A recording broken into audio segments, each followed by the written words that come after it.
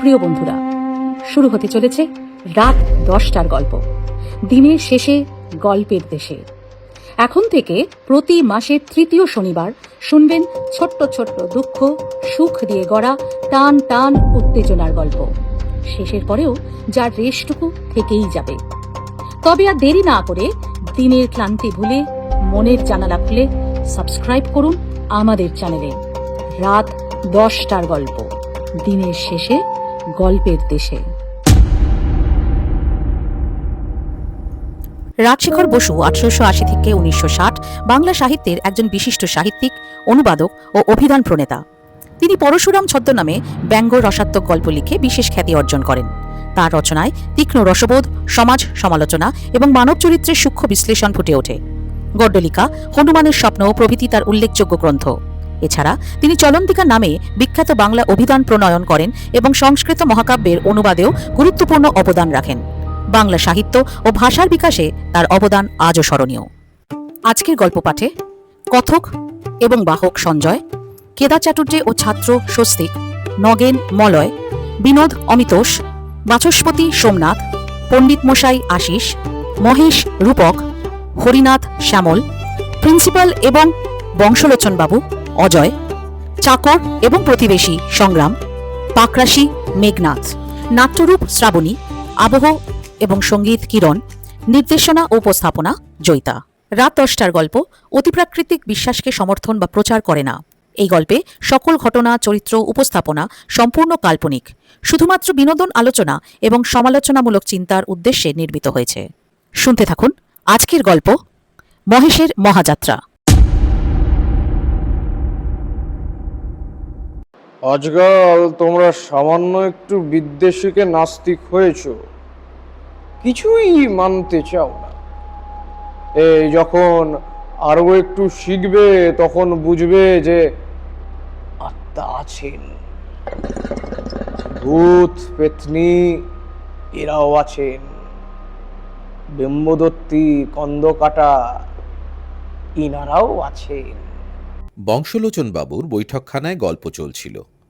তার শালা নগেন বলল, আচ্ছা বিনোদদা, তুমি ভূতে বিশ্বাস করো? যখন প্রত্যক্ষ দেখব তখন বিশ্বাস করব, তার আগে হ্যাঁ বা না কিছুই বলতে পারি না। এই বুদ্ধি নিয়ে তুমি ওকালতি করো? হ্যাঁ, বলি, তোমার প্রপিতামহকে প্রত্যক্ষ করেছো? ম্যাকডোনাল্ড, চার্চিল আর বালভিনকে দেখেছো? তবে তাদের কথা নিয়ে অত মাতাবাতি করো কেন হে? ঠিক আছে ঠিক আছে ঠিক আছে, হার মানছি চাটুর্যে মশাই, আমি হার মানছি। আপ্তবাক্য মানতে হয়, আপ্তবাক্য মানতে হয়। আরে প্রত্যক্ষ করা কি যাত্রার কর্ম নাকি হে? শ্রী ভগবান কখনো কখনো তার ভক্তদের বলেন, দিব্যাং দাদামি তে চক্ষু। সেই দিব্য দৃষ্টি পেলে তবে সব দেখতে পাওয়া যায়। নগেন জিজ্ঞাসা করল, আপনি দেখতে পেয়েছেন চাটুর্যে মশাই? ওফ, জ্যাঠামি করিস নে। এই কলকাতা শহরে রাস্তায় যারা যারা চলাফেরা করে, কেউ কেরানি, কেউ দোকানি, কেউ মজুর, নালে আরো অন্য কেউ কিছু, তোমরা শুধু ভাবো সবাই বুঝি মানুষ। হ্যাঁ, তা কিন্তু মোটেই নয়, বুঝেছো?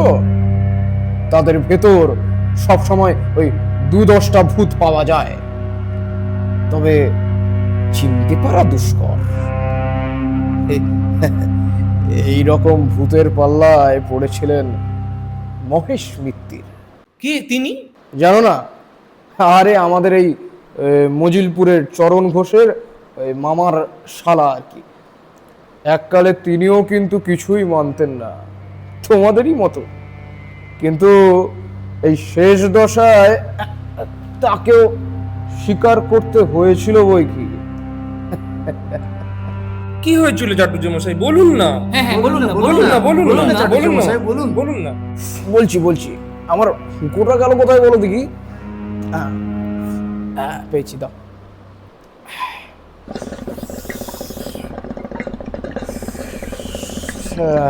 তা যা বলছিলাম আর কি, এই প্রায় 30-40 বছর আগেকার কথা। হ্যাঁ, ওই মহেশ মিত্তির তখন শ্যামবাজারের ওই শিবচন্দ্র কলেজে প্রফেসরি করতেন। হ্যাঁ, অঙ্কের প্রফেসর, অসাধারণ বিদ্যা,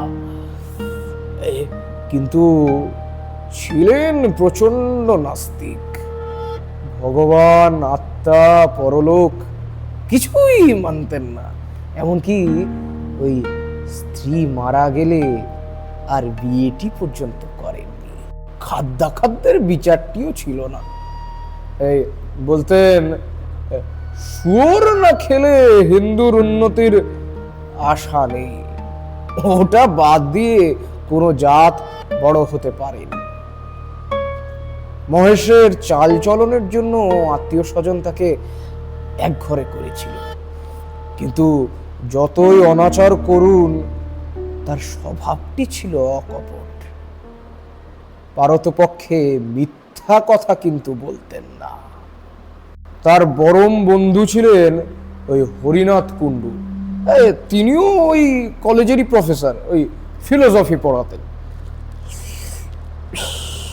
কিন্তু বন্ধু হলে কি হয়, দুজনে হরদম ঝগড়া হতো। কারণ ওই হরিনাথ আর কিছু মানুন বা না মানুন, ভূত জিনিসটা খুব ভালোভাবে মানতেন।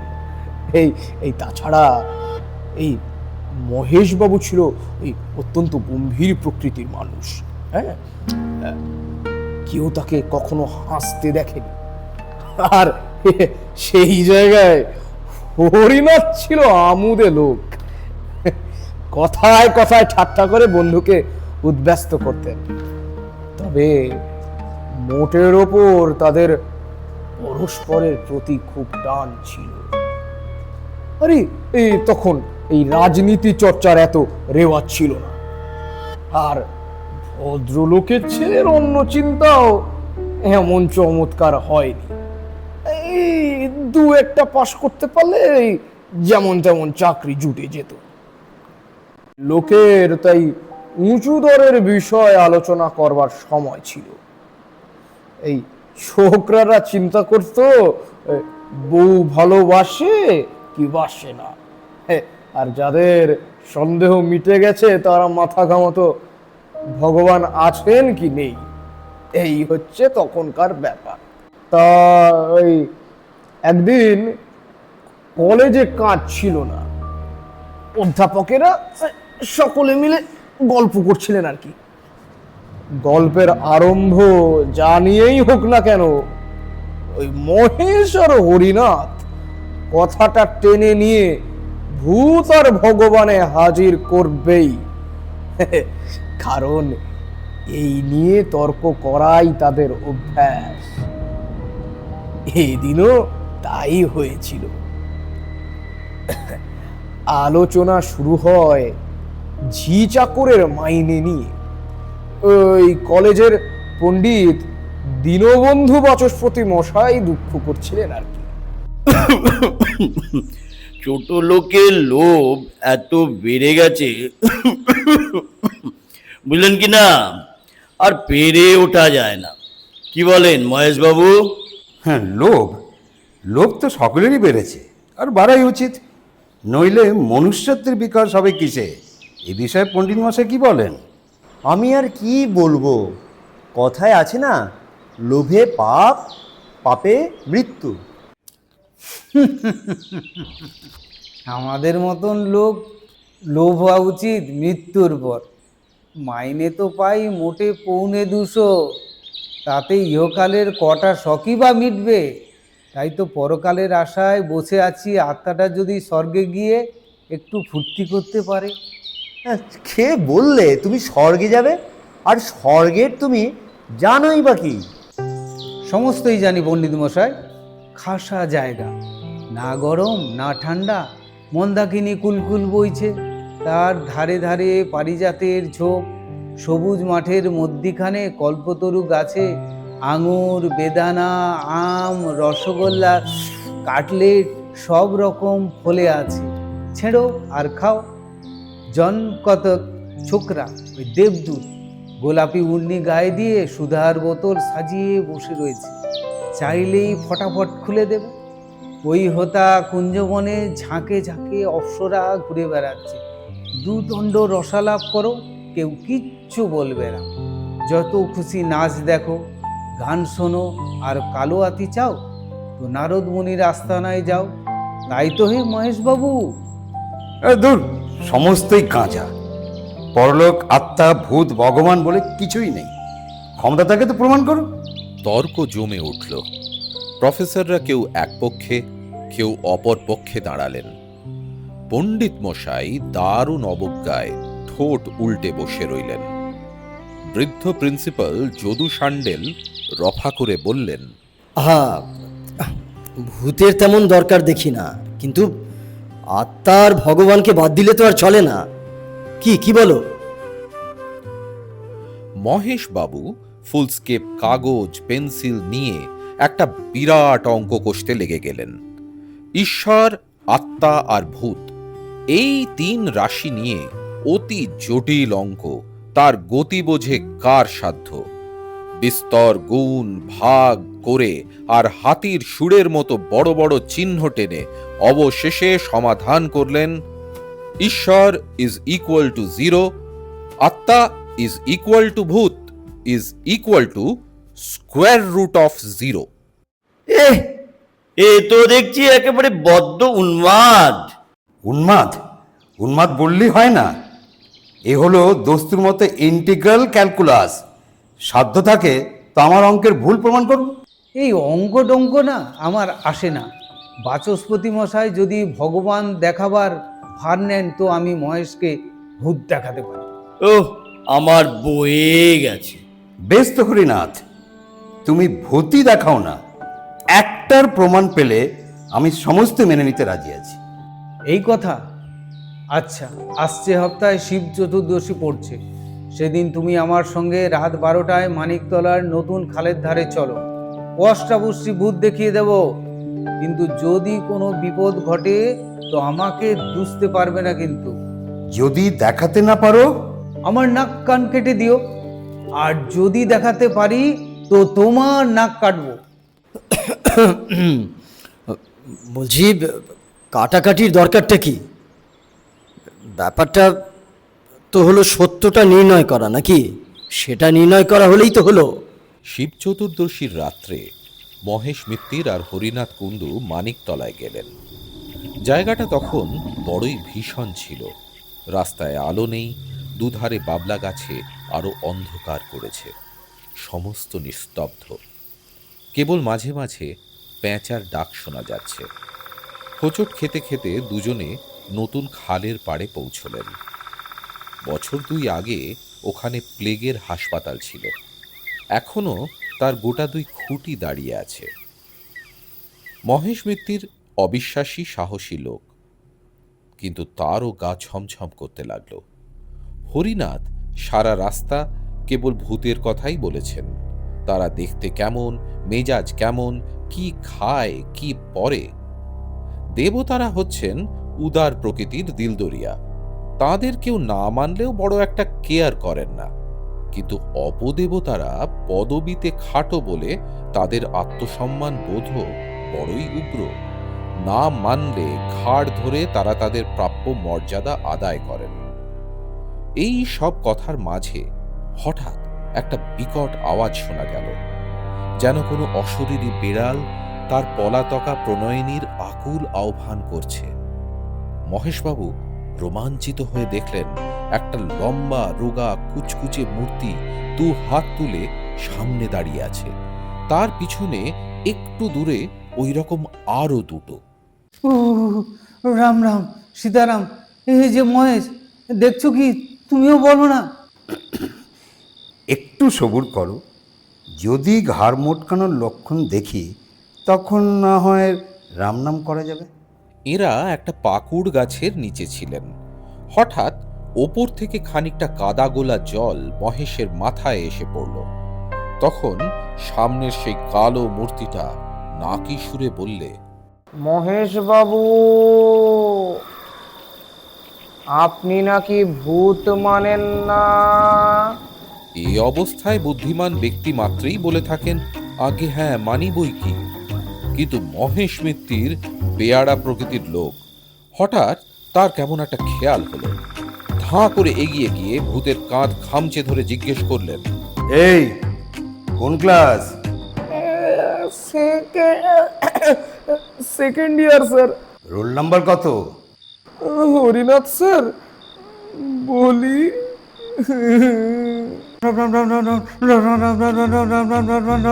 পিছনের দুটো ভূত অদৃশ্য হয়ে গেল। পাকুড় গাছে যে ছিল সে টুপ করে নেমে পালিয়ে গেল। তখন বেগতিক দেখে সামনের ভূতটি ঝাঁকুনি দিয়ে মহেশের হাত ছাড়িয়ে চা দৌড় মারলে। জোচ্চোর! আহম্মক! নিজের নিজের পিঠে হাত বুলোতে বুলোতে দুই বন্ধু বাড়িমুখো চললেন। আসল ভূত যারা আশপাশে লুকিয়েছিল তারা মনে মনে বললে, আজই রজনীতে হয়নি সময়। পরদিন কলেজে হুলস্থুল বেঁধে গেল। সমস্ত ব্যাপারটা শুনে প্রিন্সিপাল ভয়ঙ্কর রাগ করে বললেন, অত্যন্ত শেমফুল কাণ্ড। না, আপনারা দুজন নামজাদা অধ্যাপক একটা তুচ্ছ বিষয় নিয়ে আপনারা হাতাহাতি করছেন। এই হরিনাথ, ছি ছি ছি ছি ছি, তোমার লজ্জা নেই? আগে স্যার, আমার উদ্দেশ্যটা ভালোই ছিল। মহেশকে রিফর্ম করার জন্য যদি একটু ইয়ে করেই থাকি তাতে দোষটা কি? হাজার হোক আমার বন্ধু তো। কে তোমার বন্ধু? আর মহেশ, চুপ করো তুমি। উদ্দেশ্য যাই হোক, কলেজের ছেলেদের এর ভেতরে জড়ানো একেবারেই উচিত ছিল না। কি বলো? হরিনাথ, বাড়ি যাও তো। আর হ্যাঁ শোনো, তোমাকে আমি আজ থেকে সাসপেন্ড করলাম। আর মহেশ, তোমাকেও সাবধান করে দিচ্ছি, আমার কলেজে ভুতুরে তর্ক নিয়ে কোনো কথা তুমি আর কোনোদিন বলতে পারবে না। কি বুঝেছো তো? সে প্রতিশ্রুতি দেওয়া শক্ত। সকল রকম কুসংস্কার দূর করায় আমার জীবনের ব্রত। তাই যদি হয় তবে তোমাকেও সাসপেন্ড করলাম। মহেশবাবু তার বাসায় ফিরে এলেন। হরিনাথের ওপর প্রচণ্ড রাগ। চি চি চি, হতভাগা হরিনাথ একটা গভীর তত্ত্বের মীমাংসা করতে চায় জোচ্চুরির দ্বারা, সে আবার নাকি ফিলোসফি পড়ায়। মানুষের মন যখন নিদারুণ ধাক্কা খায় তখন সে তার ভাব ব্যক্ত করবার জন্য উপায় খোঁজে। কেউ কাঁদে, কেউ তর্জন গর্জন করে, কেউ কবিতা লেখে। একটা তুচ্ছ কুচবকের হত্যাকাণ্ড দেখে মহর্ষি বাল্মীকির মনে যে ঘা লেগেছিল তাই প্রকাশ করবার জন্য তিনি হঠাৎ দুছত্র শ্লোক রচনা করে ফেলেন, মা নিষাদ প্রতিষ্ঠাং ত্বম ইত্যাদি। তারপর 7 কাণ্ড রামায়ণ লিখে তার ভাবের বোঝা নামাতে পেরেছিলেন। আমাদের মহেশ মিত্তির চিরকাল নীরস অঙ্কশাস্ত্রের চর্চা করে এসেছেন, কাব্যের কিছুই জানতেন না। কিন্তু আজ তাঁরও মনে সহসা একটা কবিতার অঙ্কুর গজগজ করে উঠল। তিনি আর বেগ সামলাতে পারলেন না।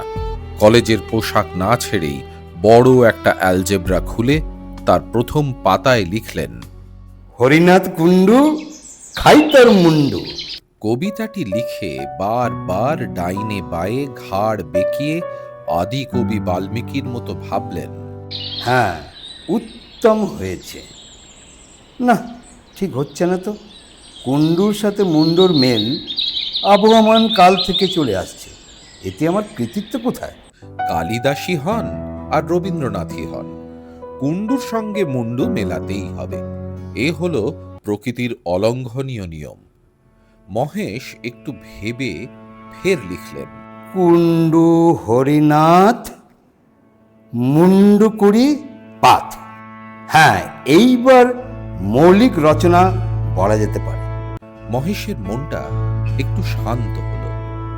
কিন্তু কাব্য সরস্বতী যদি একবার কাঁধে ভর করেন তবে সহজে নামতে চান না। মহেশবাবু লিখতে লাগলেন, হরিনাথ ওরে হবি তুই মোড়ে, নরকের পোকা অতিশয় বোকা। নরকই নেই, আবার পোকা। কাব্যে কুসংস্কার নাম দিয়ে শীঘ্রই একটা প্রবন্ধ রচনা করব, আর তাতে মাইকেল, রবীন্দ্রনাথ কাউকেই রেহাই দেব না। না, এই শেষের 4 লাইন কেটে ফের লিখি। ওরে হরিনাথ তোরে করি কাত, পিঠে মারি চর। এমন সময় মহেশের চাকর এসে বললেন, বাবু, চা হবে কি দিয়ে? দুধ তো ছিঁড়ে গেছে। দূর, কাজের সময় যত উৎপাত। যা যা, সেলাই করে নে। কি হলে তাহলে? পিঠে মারি চর, মুখে গুজি খড়, জেলে দেশলায় আগুন লাগাই। না না, হচ্ছে না। হরিনাথকে পুড়িয়ে ফেললে জগতের আর কোনো লাভ হবে না। অনর্থক খানিকটা দাহ্য পদার্থ বরবাদ হবে। বরং তার চাইতে হরিনাথ ওরে পোড়াবো না তোরে, নিয়ে যাব ধাপা, দেব মাটি চাপা, সার হয়ে যাবি, ঢ্যাঁড়স ফলাবি। কবিতা লিখে খানিকটা উচ্ছ্বাস বেরিয়ে যাওয়ায় তার হৃদয় হালকা হল। তিনি কাপড় চোপড় ছেড়ে ইজি চেয়ারে শুয়ে ঘুমিয়ে পড়লেন। 3 দিন যেতে না যেতে প্রিন্সিপাল মহেশ আর হরিনাথকে ডেকে পাঠালেন।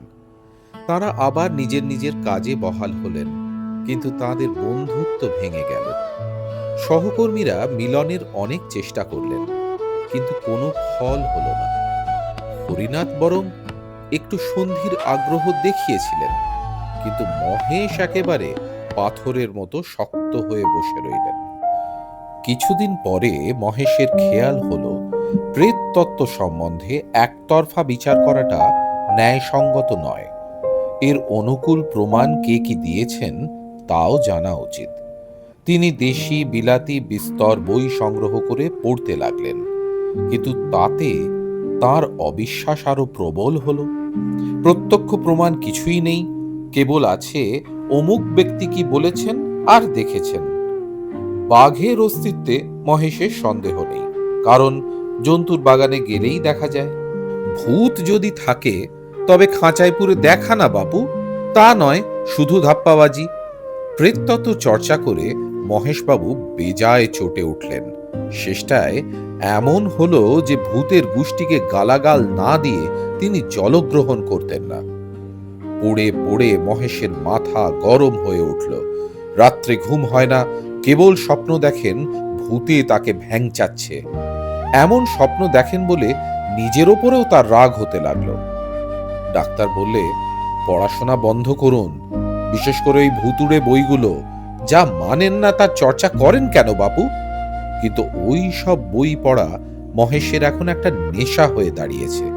পড়লেই রাগ হয়, আর সেই রাগেতেই তার সুখ। অবশেষে মহেশ মিত্তির কঠিন রোগে শয্যাশায়ী হয়ে পড়লেন। দিন দিন শরীর ক্ষয়ে যেতে লাগলো, কিন্তু রোগটা ঠিক নির্ণয় হলো না। সহকর্মীরা প্রায়ই এসে তার খবর নিতেন। হরিনাথও একদিন এসেছিলেন, কিন্তু মহেশ তার মুখ দর্শন করলেন না। 7-8 মাস কেটে গেল। শীতকাল, রাত 10টা। হরিনাথবাবু শোয়ার উদ্যোগ করছেন। এমন সময় মহেশের চাকর এসে খবর দিলে যে তার বাবু ডেকে পাঠিয়েছে। অবস্থা বড়ই খারাপ। হরিনাথ তখনই হাতিবাগানে মহেশের বাসায় ছুটলেন।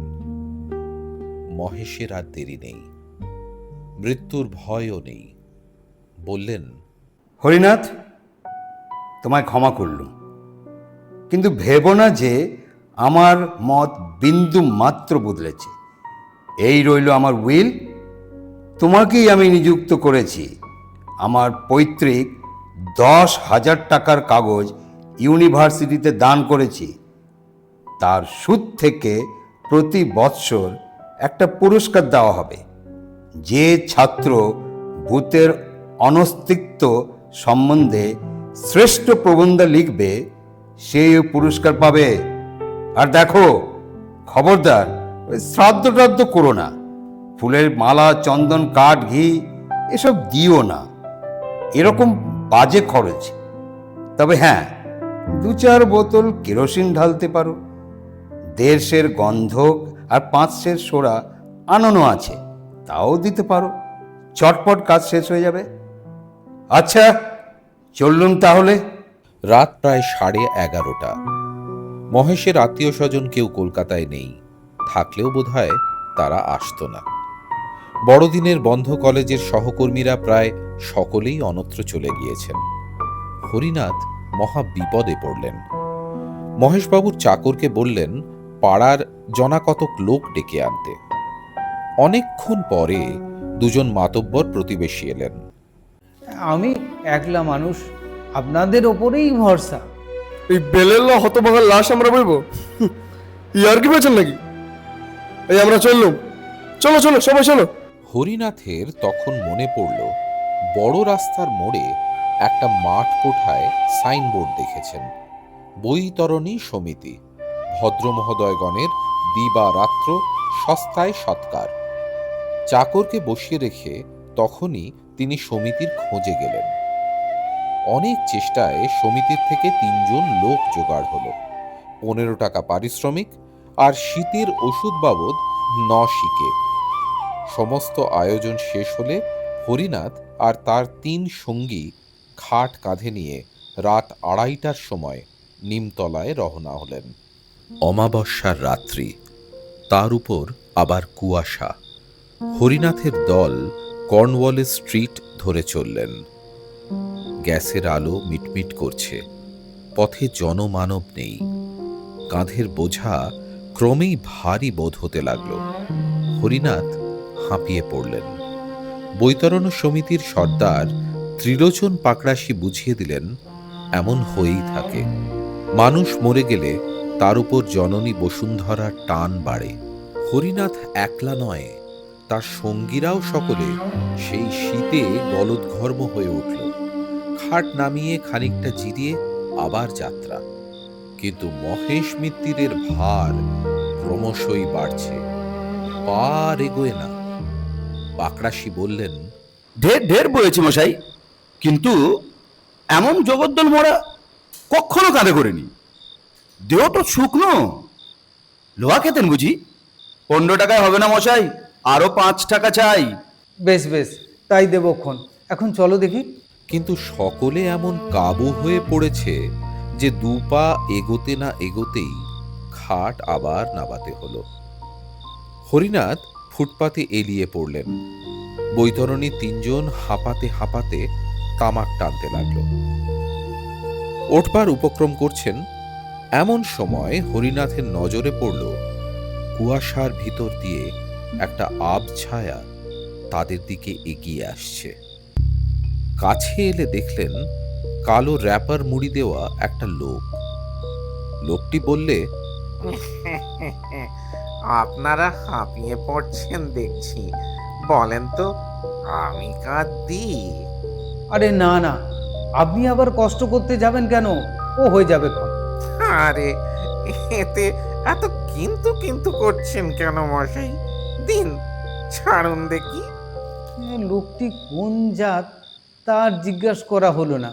যাগে, মহেশ মিত্তির ও বিষয়ে চিরকাল সমদর্শী, এখন তো কথাই নেই।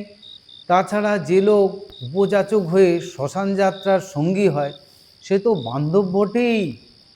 ত্রিলোচন পাকড়াশি বললেন, কাঁধ দিতে চাও দাও, কিন্তু বখরা পাবে না তা বলে রাখছি। বখরা চাই না। এবার হরিনাথকে কাঁধ দিতে হলো না, তার জায়গায় নতুন লোকটি এসে দাঁড়ালো। আগের চেয়ে যাত্রাটা একটু দ্রুত হলো, কিন্তু কিছুক্ষণ পর আর পা চলে না। ফের খাট নামিয়ে বিশ্রাম। এ 20 টাকার কাজ নয় বাবু, এ হলো মোষের গাড়ির বোঝা। না না, আরো 5 টাকা চাই। এমন সময় আবার একজন পথিক এসে উপস্থিত, ঠিক প্রথম লোকটির মতন কালো র্যাপার গায়ে। এও খাট বইতে প্রস্তুত। হরিনাথ দ্বিরুক্তি না করে তার সাহায্য নিলেন। এবার পাকড়াশি রেহাই পেলেন। খাট চলছে আর একটু জোরে, কিন্তু কিছুক্ষণ পর আবার ক্লান্তি। মহেশের ভার অসহ্য হয়ে উঠেছে। তার দেহে কি কিছু ঢুকেছে কে জানে। খাট নামিয়ে আবার সবাই দম নিতে লাগলো। কে বলে শহরের লোক স্বার্থপর, আবার একজন সহায় এসে হাজির, সেই কালো র্যাপার গায়ে। হরিনাথের ভাববার অবসর নেই, বললেন, চল বাবা, চল চল। আবার যাত্রা, আরও একটু জোরে, কিন্তু ফের খাট নাবাতে হলো। ওই যে চতুর্থ বাহক এসে হাজির, সেই কালো র্যাপার। এরা কি মহেশকে বইবার জন্য এই 3 প্রহর রাতে পথে বেরিয়েছে? হরিনাথের আশ্চর্য হওয়ার শক্তি নেই। ওটাও খাট, চলো জলদি। 4 জন অচেনা বাহকের কাঁধে মহেশের খাট চলছে, পিছনে হরিনাথ আর বৈতরণী সমিতির 3 জন। এইবার গতি বাড়ছে, খাট হনহন করে চলছে। হরিনাথ আর তার 3 সঙ্গীকে ছুটতে হলো। আরে অত তাড়াতাড়ি কেন? একটু আস্তে চল বাবা। আরে আরে, কোথায় নিয়ে যাচ্ছ? থামো থামো, বিডন সিট ছাড়ি গেল যে। লোকগুলো কি শুনতে পায় না? ওয়ে পাকড়াসি, থামাও না ওদের। মহেশের খাট তখন তীর বেগে ছুটছে। হরিনাথ পাগলের মতন পিছু পিছু দৌড়চ্ছেন। কর্নওয়াল স্ট্রিট, গোলদিঘি, বউবাজারের মোড় সব পার হয়ে গেল। কুয়াশা ভেদ করে সামনের সমস্ত পথ ফুটে উঠেছে। এ পথের কি শেষ নেই? রাস্তা কি ওপরে উঠেছে না নিচে নেমেছে? এ কি আলো না অন্ধকার? দূরেও কি দেখা যাচ্ছে? সমুদ্রের ঢেউ না চোখের ফুল? হরিনাথ ছুটতে ছুটতে নিরন্তর চিৎকার করে চলেছেন। ও বাবারা, থামো থামো। ও কি খাটের উপর উঠে বসেছে কে? মহেশ? মহেশই তো। ওরে বাবা, কি ভয়ানক দাঁড়িয়েছে! ওরে বাবা, ফুটন্ত খাটের উপর খাড়া হয়ে দাঁড়িয়েছে। ও মাগো, আবার পিছন ফিরে লেকচারের ভঙ্গিতে হাত নেড়ে কি সব বলছে। হরিনাথ, ও হরিনাথ। কি কি মহেশ? এই যে আমি। হরিনাথ, ও হরিনাথ। আছে আছে, সব আছে, সব সত্যি। মহেশের খাট অগোচর হয়ে এলো। তখনও তার ক্ষীণ কণ্ঠস্বর শোনা যাচ্ছে, আছে আছে, সব আছে। হরিনাথ মূর্ছিত হয়ে পড়লেন। পরদিন সকালে ওয়েলেসলি স্ট্রিটের পুলিশ তাকে দেখতে পেয়ে মাতাল বলে চালান দিলে। তার স্ত্রী খবর পেয়ে বহু কষ্টে তাকে উদ্ধার করেন। বংশলোচনবাবু জিজ্ঞেস করলেন,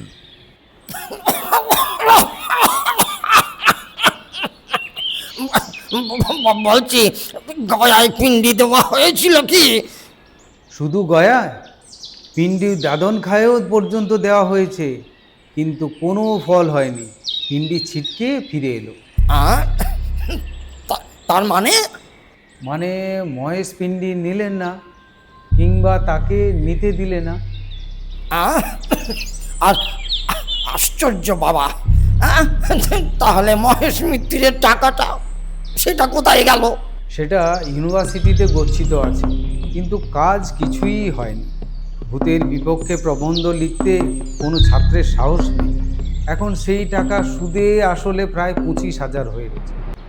একবার সেনেটে প্রস্তাব ওঠে টাকাটা প্রত্ন বিভাগের জন্য খরচ হোক, কিন্তু ছাদের ওপর এমন ধূপধাপ শব্দ শুরু হলো যে সবাই ভয়ে পালালেন। সেই থেকে মহেশ পাণ্ডের নাম কেউ করে না।